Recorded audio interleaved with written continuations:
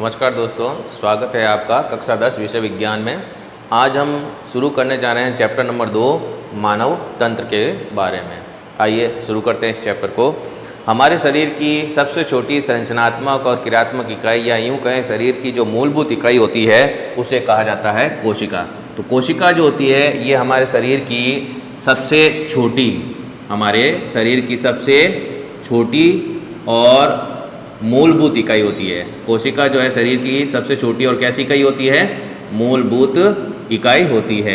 और यही कोशिकाएं जो होती है, कोशिकाओं का जो समूह होता है, जिनकी उत्पत्ति और उत्पत्ति के साथ में जिनका कार्य कैसा होता है? समान होता है। उत्पत्ति और कार्य कैसा होगा? समान होता है। तो ऐसे कोशिकाओं का समूह जो है मिल करके क्या बना देता है? ऊतक बना देता है। और यही ऊतक है जो आगे चल करके क्या बनाते हैं? ऊतक तंत्र बनाते हैं। जैसे कि पेशी है, अस्थि है। ऊतक तंत्र में जैसे मान लीजिए क्या आ जाएगा? पेशी, अस्थि वगैरह ये आ जाएंगे। फिर इसके बाद में यही ऊतक तंत्र जो है आगे चल करके जो है क्या बनाते हैं? अंग। जैसे कि मान लीजिए यकृत है, अग्नाशय है, आमाशय है, ये जो है अंग बनाना शुरू कर देते हैं ऊतक तंत्र। और यही अंग जो है आगे चल करके जो है मिल करके क्या बना देते हैं? अंग तंत्र। और अंग तंत्र जैसे कि पाचन तंत्र, श्वसन तंत्र, परिसंचरण तंत्र, उत्सर्जन तंत्र, तंत्रिका तंत्र और अंतःस्रावी तंत्र। और इस प्रकार से समस्त अंग तंत्र मिल करके निर्माण करते हैं किसका? शरीर का।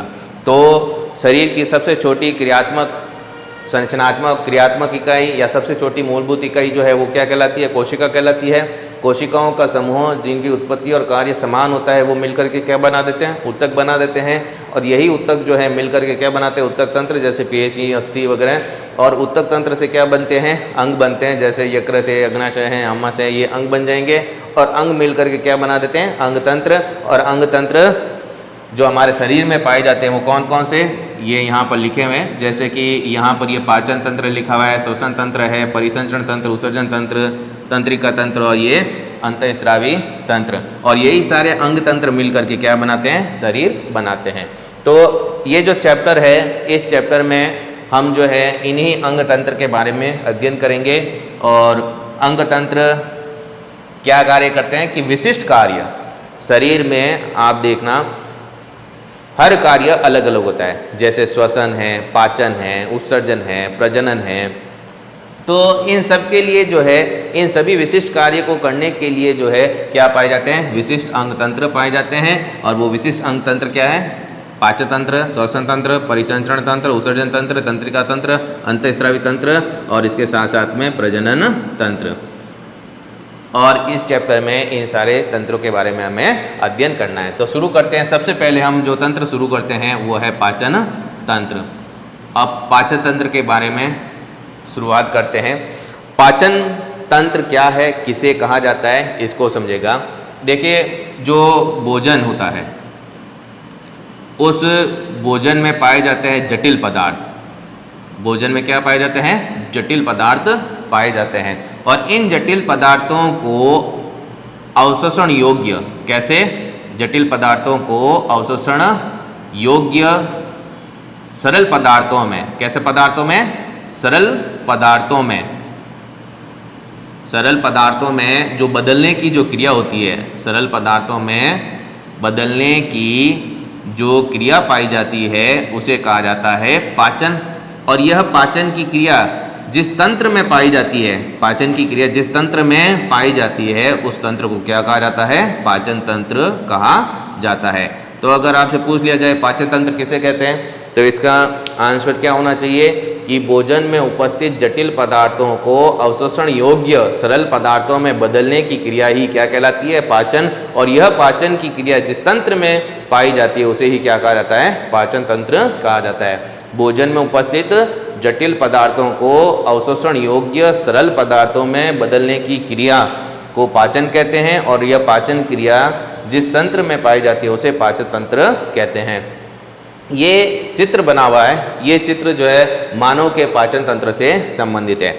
अब मानव के पाचन तंत्र का जो निर्माण होता है, यह निर्माण होता है आहार नाल और सहायक ग्रंथियों के द्वारा।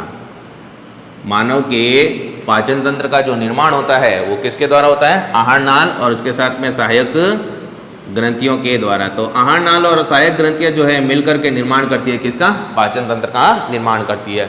अब ये जो आहार नाल है, इस आहार नाल में कौन कौन से अंग पाए जाते हैं? इसमें पाया जाता है मुख, मुख गुहा, ग्रसनी, ग्रसिका, आमाशय, छोटी आंत्र, बड़ी आंत्र, मलाशय और ये गुदा। तो आहार नाल जो होती है मुख से प्रारंभ होती है और मुख से प्रारंभ होकर के किस में समाप्त होती है? गुदा में समाप्त होती है। इसी प्रकार से जो सहायक ग्रंथियां होती है, ये सहायक ग्रंथियां कौन कौन सी पाई जाती है पाचन तंत्र में? ये सहायक ग्रंथियां होती है अग्नाशय, यकृत और ये लार ग्रंथियां। तो 3 प्रकार की जो है सहायक ग्रंथियां पाई जाती है। तो ये जो चित्र आप देख रहे हो मानव के पाचन तंत्र से संबंधित है और मानव के पाचन तंत्र का जो निर्माण होता है वो आहार नाल और सहायक ग्रंथियों के द्वारा होता है। अब आहार नाल में कौन कौन से अंग पाए जाते हैं? सबसे पहले ये मुख हो गई और ये हो गई मुख गुहा। मुख गुहा के बाद में ये ग्रसनी, ग्रसनी के बाद में ये ग्रसिका, ग्रसिका के बाद में ये आमाशय, आमाशय के बाद में छोटी आंत्र, ये हो जाएगी बड़ी आंत्र, ये मलाशय और ये गुदा। ये सब मिलकर के आहार नाल का निर्माण करते हैं। अब सहायक ग्रंथियाँ कौन कौन सी है? लार ग्रंथि, ये आपको जो दिखाई दे रही है ब्लू कलर में बनाई गई है, ये हो गई लार ग्रंथि। इसके साथ में ये अग्नाशय और अग्नाशय के साथ में ये यकृत। ये 3 जो है सहायक ग्रंथियाँ पाई जाती है।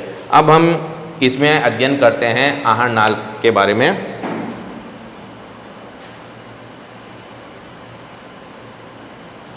शुरू करते हैं आहार नाल के बारे में, आहार नाल के वर्णन के बारे में। अब जो ये आहार नाल जो होती है ये प्रारंभ होती है मुख, मुख से लेकर गुदा तक पाई जाती है। तो जो आहार नाल जो है ये मुख से लेकर के कहाँ तक पाई जाती है? गुदा तक पाई जाती है। और इसकी जो लंबाई होती है, इसकी लंबाई 8 से 10 मीटर तक होती है। इसकी जो लंबाई होती है वो कितनी होती है? 8 से लेकर के कितनी होगी? 10 मीटर तक होगी।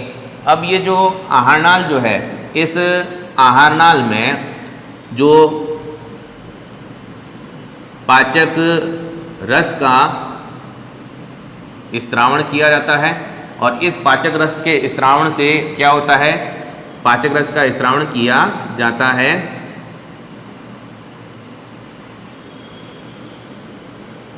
और ये जो पाचक रस जो होता है, पाचक रस भोजन को पचाने में मदद करता है। पाचक रस जो होता है इसमें पाए जाते हैं एंजाइम और यही एंजाइम जो होते हैं ये क्या करते हैं? भोजन को पचाते हैं। ठीक है। अब भोजन को पचाने के बाद में भोजन का जो है अवशोषण किया जाएगा और अवशोषण करने के बाद में उसका होगा स्वांगीकरण और जो अपचित जो पदार्थ होते हैं उन अपचित पदार्थों का क्या कर दिया जाता है? बहिक्षेपण कर दिया जाता है।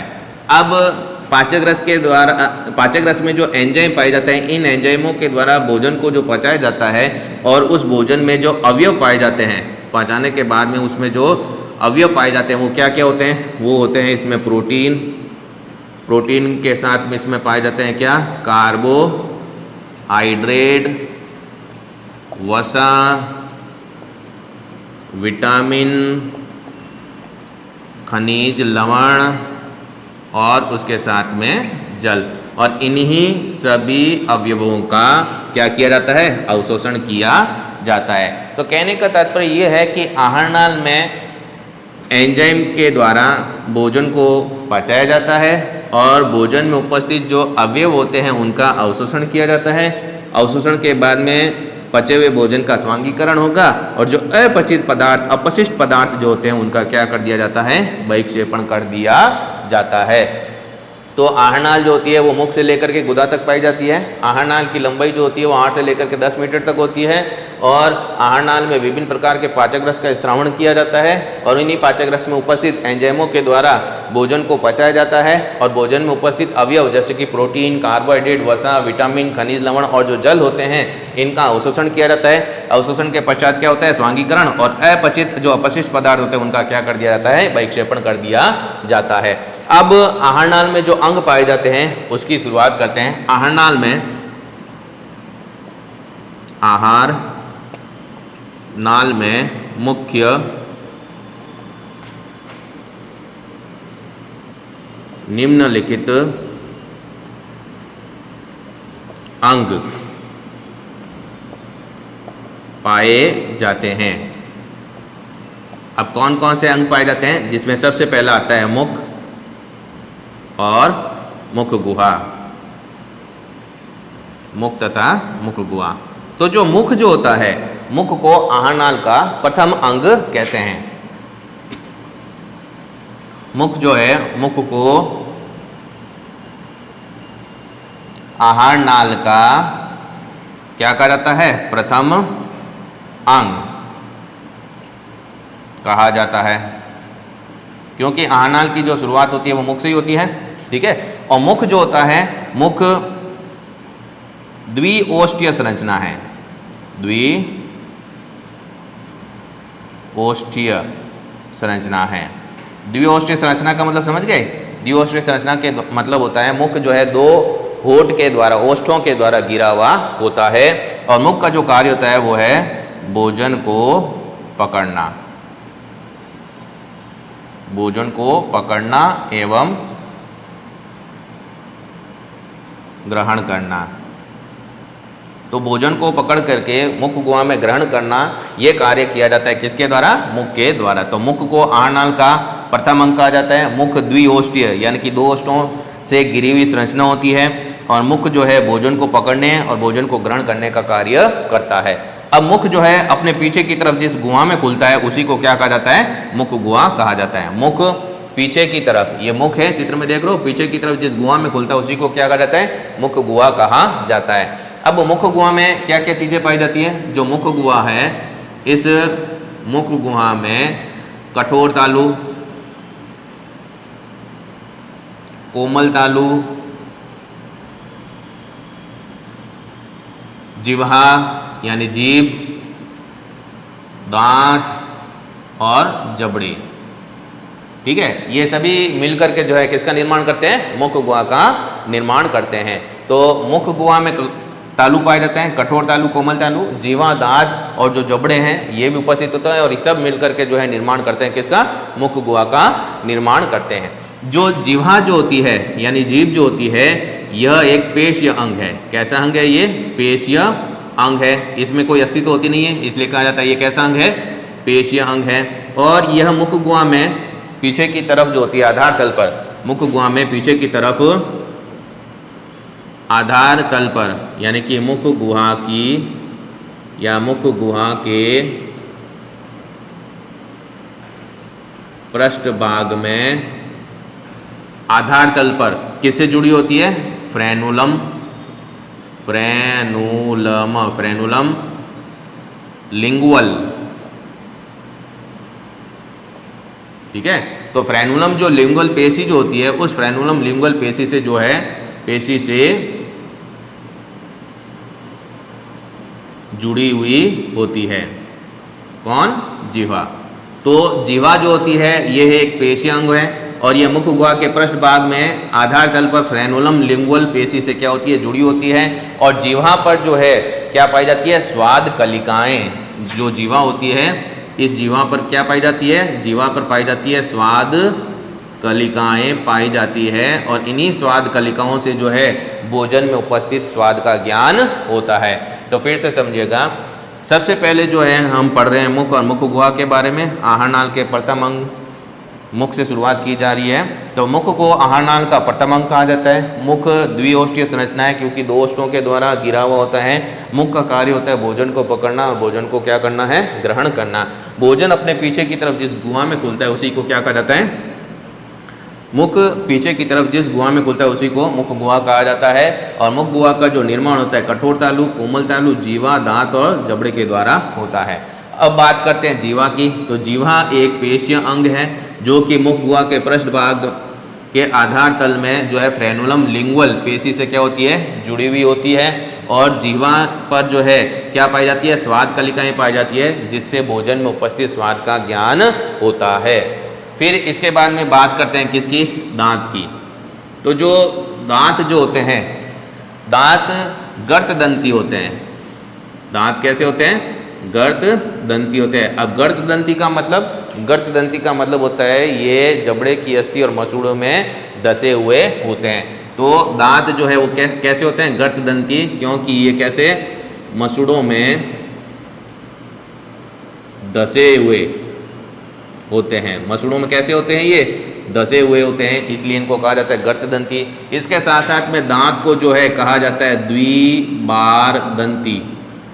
दांत को क्या कहा जाता है, द्विबार दंती, क्योंकि मनुष्य के जीवन काल में जो दांत हैं वो कितनी बार उत्पन्न होते हैं, 2 बार उत्पन्न होते हैं। तो मनुष्य के जीवन काल में दांत कितनी बार उत्पन्न होते हैं, 2 बार।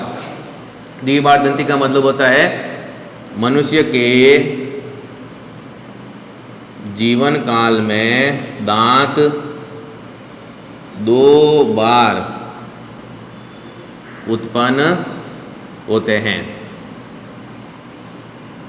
अब 2 बार उत्पन्न होते हैं, जिसमें प्रथम बार तो जो उत्पन्न होते हैं दांत वो क्या कहलाते हैं, अस्थायी दांत या दूधिया दांत। तो प्रथम बार जो दांत उत्पन्न होते हैं, प्रथम बार के जो दांत उत्पन्न होते हैं उनको कहा जाता है कैसे दांत, दूधिया दांत। दूधिया दांत, या फिर इनको कहा जाता है अस्थायी दांत। क्या कहा जाएगा इनको, अस्थायी दांत। और जो दूसरी बार जो उत्पन्न होते हैं दांत, दूसरी बार जो दांत उत्पन्न होते हैं उनको कहा जाता है स्थायी दांत। क्या कहा जाता है, उनको स्थायी दांत कहा जाता है। तो मनुष्य में जो दांत पाए जाते हैं वो गर्त दंती दांत कहलाते हैं, क्योंकि वो जबड़ों और मसूड़ों की अस्थियों में धसे हुए होते हैं। और द्विबार दंती अवस्था पाई जाती है, क्योंकि मनुष्य के जीवन काल में दांत 2 बार उत्पन्न होते हैं। प्रथम बार में जो दांत उत्पन्न होते हैं वो दूधिया दांत और अस्थायी दांत कहलाते हैं, और दूसरी बार में जो दांत उत्पन्न होते हैं वो क्या कहलाते हैं, स्थायी दांत कहलाते हैं। अब दांत जो पाए जाते हैं मनुष्य में, दांत 4 प्रकार के पाए जाते हैं।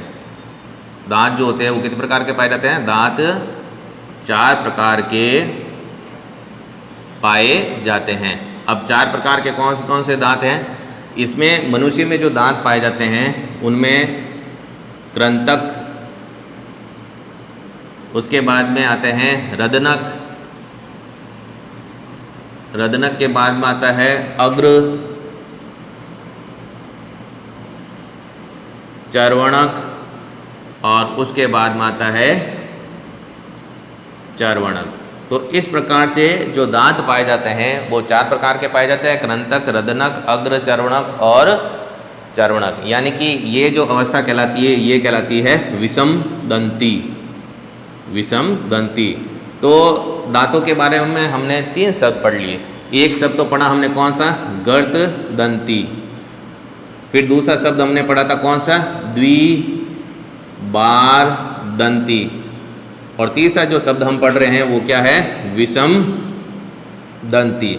और तीनों का अर्थ क्या हो गया, आपको मैंने वैसे जानकारी प्रदान कर दी है। गर्त दंती का मतलब होता है ऐसे दांत जो जबड़े की अस्थि और मसूड़ों में धसे हुए होते हैं, वो क्या कहलाते हैं, गर्त दंती दांत कहलाते हैं। द्विबार दंती का मतलब यदि जीवन काल में दांत 2 बार उत्पन्न होते हैं तो वो क्या कहलाते हैं, द्विबार दंती कहलाता है। विषम दंती का मतलब यदि दांत भिन्न भिन्न प्रकार के पाए जाते हैं तो वो क्या कहलाते हैं, विषम दंती। तो मनुष्य में भिन्न भिन्न प्रकार के दांत हैं, कृंतक है, रदनक है, अग्र, चर्वणक है और चर्वणक। 4 प्रकार के हो गए, सभी अलग अलग प्रकार के हैं। इसलिए कहा जाता है कि मनुष्य के जो दांत होते हैं वो कैसे होते हैं, विषम दंती प्रकार के होते हैं। अब बात करते हैं कृंतक दांतों की। कृंतक दांत जो होते हैं ये 6 माह की आयु में, कितनी आयु में, 6 माह की आयु में जो है विकसित होते हैं। तो 6 माह की आयु में विकसित होने वाले दांत जो होते हैं वो क्या कहलाते हैं, कृंतक दांत होते हैं। और इनका जो कार्य होता है, इनका कार्य होता है भोजन को काटना और कुतरना। भोजन को काटना व कुतरना, ये कार्य होता है कृंतक दांतों का। और इनकी जो संख्या होती है दोनों जबड़ों में वो पाई जाती है 4-4। ठीक है, इनकी जो संख्या होती है वो कितनी पाई जाती है? 4 ऊपरी जबड़े में और 4 ही क्या होते हैं? निचले जबड़ों में इनकी संख्या पाई जाती है। फिर इसके पश्चात जो अगला जो दांत का प्रकार है वो है कौन सा? रदनक। ये जो रदनक दांत जो होते हैं इनका कार्य क्या होता है? इनका कार्य होता है भोजन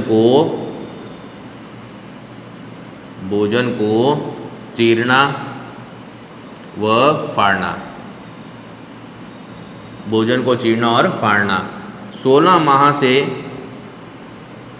20 माह की आयु में, 16 माह से 20 माह की आयु में ये दांत जो है विकसित हो जाते हैं। और इनकी संख्या जो होती है ऊपरी जबड़े में 2 और निचले जबड़े में भी 2 पाई जाती है। फिर इसके बाद में आते हैं कौन से दांत? अग्र चर्वणक दांत। तो अग्र चर्वणक जो दांत होते हैं इनका कार्य क्या होता है? इनका कार्य होता है भोजन को पीसना व चबाना।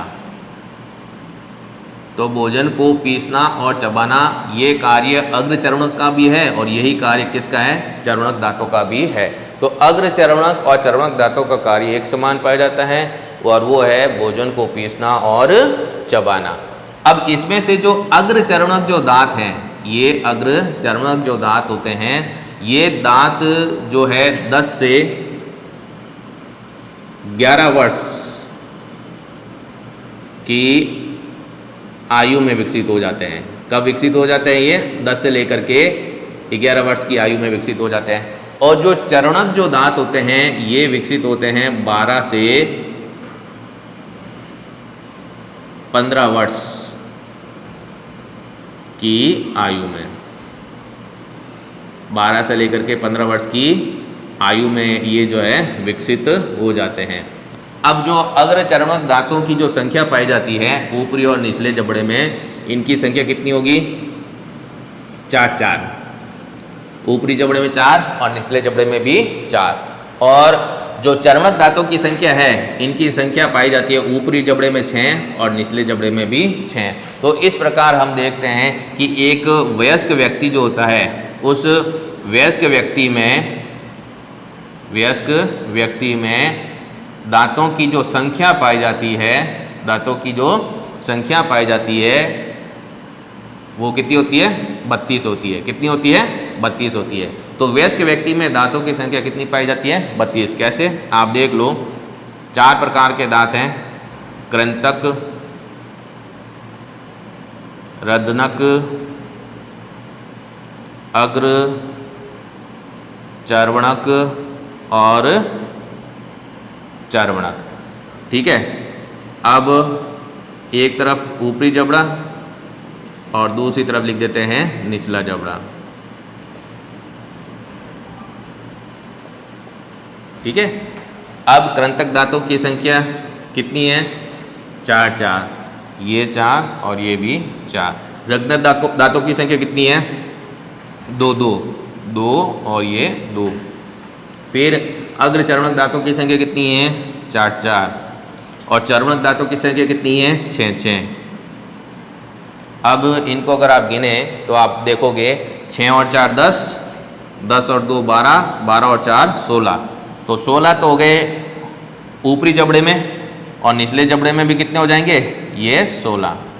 और अगर इन दोनों को जोड़ दिया जाए तो टोटल संख्या जो आती है वो कितनी होती है? 32। तो इस प्रकार से एक वयस्क व्यक्ति में दांतों की संख्या जो पाई जाती है वो कितनी पाई जाती है? 32 पाई जाती है। और एक मानव दंत सूत्र भी आपको ध्यान में रखना है कि मानव दंत सूत्र अगर आपसे पूछ लिया जाए तो मानव दंत सूत्र होता है 2 1 2 3 2 1 2 3। अब ये क्या 2 1 2 3 2 1 2 3 का मतलब क्या है?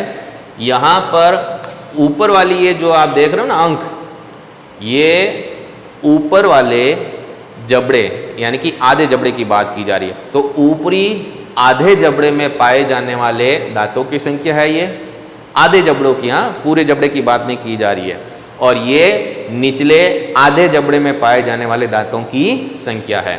तो आप देख लो, कृंतक दांत जो है ऊपरी जबड़े में होते हैं 4, तो इसके आधे कितने हो गए? 2। रत्नक होते हैं 2, इसके आधे कितने हो गए? 1।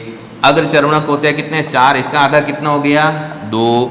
चर्वणक कितने होते हैं? 6, और इसके आधे कितने हो गए? 6। ठीक इसी तरीके से निचले जबड़े में भी आप देख सकते हो 2, 1, 2, 3। तो ऊपरी आधे जबड़े में दांतों की संख्या और निचले आधे जबड़े में दांतों की जो संख्या लिखी जाती है उसी को मानव दंत सूत्र कहते हैं। और मानव दंत सूत्र क्या है? 2, 1, 2, 3, 2, 1, 2, 3। नोट कीजिए।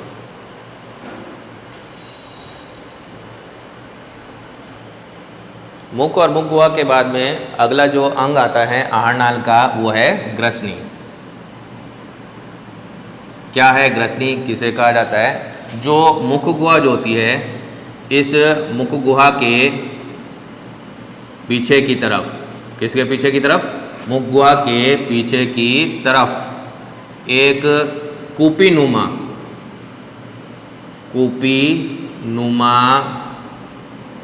नलिकीय संरचना। कैसी संरचना? कूपी नुमा नलिकीय संरचना पाई जाती है। और यह जो कूपी नुमा नली की संरचना जो है, इसे ही क्या कहा जाता है? पाई जाती है, जिसे ग्रसनी कहते हैं। जिसे क्या कहते हैं? ग्रसनी कहते हैं। अब ये जो ग्रसनी जो है, इस ग्रसनी के बाद में 2 प्रकार की नलिकाएं पाई जाती है। अब कौन कौन सी? एक तो होती है श्वास नलिका, श्वास नाल, और दूसरी पाई जाती है ग्रास नलिका, यानी कि ग्रास नाल। ठीक है। तो ग्रसनी जो है, ग्रसनी का जो पश्च भाग होता है, ग्रसनी के पश्च भाग में 2 प्रकार की नलिकाएं पाई जाती है। एक तो पाई जाती है श्वास नाल और दूसरी पाई जाती है ग्रास नाल। अब ये जो ग्रसनी जो है, इस ग्रसनी के द्वारा जो है वायु को तो भेजा जाता है किसमें? श्वास नाल में। और इसी ग्रसनी के द्वारा जो भोजन जो होता है, इस भोजन को भेजा जाता है किसमें? ग्रास नाल में। समझ में आ रहा है ना कि ग्रसनी का तात्पर्य क्या है? कि मुख गुहा के पीछे की तरफ एक कूपी नुमा नली के संरचना पाई जाती है, जिसे ग्रसनी कहते हैं। और इस ग्रसनी के पश्च भाग में 2 नलिकाएं पाई जाती है। अग्र नलिका जो होती है वो तो कहलाती है श्वास नाल, और पश्च नलिका जो होती है वो क्या कहलाती है? ग्रास नाल। ग्रसनी से वायु तो प्रवेश करती है श्वास नाल में, और ग्रसनी से भोजन जो है ये प्रवेश करता है किसमें? ग्रास नाल में। तो इसका तात्पर्य ये है कि ग्रसनी यह सुनिश्चित करती है कि भोजन जो है वो किस में प्रवेश ना करे? श्वास नाल में प्रवेश नहीं करे। तो ये सुनिश्चित करती है कौन? ग्रसनी। अब ग्रसनी जो है, इस ग्रसनी को जो है 3 भागों में, कितने भागों में? 3 भागों में विभेदित किया जाता है। 3 भागों में विभेदित किया जाता है। और उनके नाम क्या क्या है? उनको कहा जाता है नासा ग्रसनी, मुख ग्रसनी और कंठ ग्रसनी। और क्या आ जाएगा? कंठ ग्रसनी। तो बिल्कुल ही सीधा सिंपल सा है। आप इसमें चित्र में भी देख सकते हो। मुख के बाद में आती है मुख गुहा, और इसी मुख गुहा के पश्च भाग में यहाँ पर क्या पाई जाती है? ग्रसनी पाई जाती है। ग्रसनी जो होती है एक कूपी नुमा नली की संरचना होती है, और इस ग्रसनी से जो वायु होती है वो तो प्रवेश करती है श्वास नाल में, और इसी ग्रसनी से भोजन जो होता है वो प्रवेश करता है ग्रास नाल में। और ग्रसनी यह सुनिश्चित करती है कि जो भोजन है वो श्वास नलिका में नहीं जाए और सीधा किस में जाए? ग्रास नाल में ही जाए। और ग्रसनी जो है ये 3 भागों में विभेदित की जाती है, नासा ग्रसनी, मुख ग्रसनी और कंठ ग्रसनी। अब ग्रसनी के बाद में अगला जो अंग आता है उसका नाम क्या है? ग्रसिका। उसका क्या नाम है? ग्रसिका। और ग्रसिका को जो है ग्रास नाल या ग्रास नलिका भी कहते हैं। ग्रसिका, या फिर इसका जो नाम है वो है ग्रास नलिका। अब आप यहाँ पर देख सकते हो कि ग्रसनी के बाद में जो नली की संरचना पाई जाती है वही क्या कहलाती है, ग्रसिका कहलाती है। और ये ग्रसिका जो होती है, यह ग्रसिका 25 सेंटीमीटर लंबी नलिका है। कितनी सेंटीमीटर लंबी नलिका होती है? 25 सेंटीमीटर लंबी नलिका होती है, जो कि ग्रीवा से प्रारंभ होती है। ये है ग्रीवा, ग्रीवा से होते हुए वक्ष, ये कौन सा भाग कहलाता है? वक्ष। और वक्ष भाग से होते हुए ये प्रवेश कर जाती है उदर गुहा में, और किससे जाकर के जुड़ जाती है? आमाशय से। तो ये तनुपट के नीचे ये जो गुहा पाई जाती है क्या कहलाती है? उदर गुहा। तो कहने का तात्पर्य ये हुआ कि जो ग्रसिका जो होती है, इस ग्रसिका की लंबाई जो होती है वो कितनी सेंटीमीटर है? 25 सेंटीमीटर लंबी। 25 सेंटीमीटर लंबी नली की संरचना है ये, 25 सेंटीमीटर लंबी नली की संरचना है, ठीक है। और ये किसके पीछे स्थित होती है? ये ग्रसनी के पीछे स्थित होती है। किसके पीछे स्थित होती है? ग्रसनी के पीछे स्थित होती है। कहां से कहां तक फैली रहती है? यह पाई जाती है ग्रसनी से आमाशय तक, ग्रसनी से आमाशय तक फैली होती है, ठीक है। तो कहने का मतलब है कि ग्रीवा, ग्रीवा से वक्ष, और वक्ष से होते हुए उदर गुहा तक, उदर गुहा तक पाई जाती है, या उदर गुहा में आमाशय तक पाई जाती है, ठीक है। अब ये जो ग्रसिका जो है, इस ग्रसिका में पाई जाती है श्लेष्मा ग्रंथि। कौन सी ग्रंथियां पाई जाती है इसमें? श्लेष्मा ग्रंथियां पाई जाती हैं। तो इसमें श्लेष्मा ग्रंथियां उपस्थित होती है, और ये जो श्लेष्मा ग्रंथियां इसमें उपस्थित होती है, इन ग्रंथियों के द्वारा स्रावण किया जाता है। किसका? श्लेष्मा का स्रावण किया जाता है। और ये जो श्लेष्मा जो है, ये श्लेष्मा स्नेहक का कार्य करता है, लुब्रिकेंट का कार्य करता है। ये भोजन को चिपचिपा लसलसा बना देता है, जिससे भोजन जो है आसानी से इस ग्रसिका से होते हुए किसमें प्रवेश कर जाता है? आमाशय में प्रवेश कर जाता है। तो श्लेष्मा का स्रावण किया जाता है, जो स्नेहक की तरह कार्य करता है। और इसके साथ साथ में ग्रसिका की जो पेशियां होती है, इसकी पेशियों में, इसकी पेशियों में क्रमाकुंचन गति होती है। कौन सी गति होती है? क्रमाकुंचन गति होती है।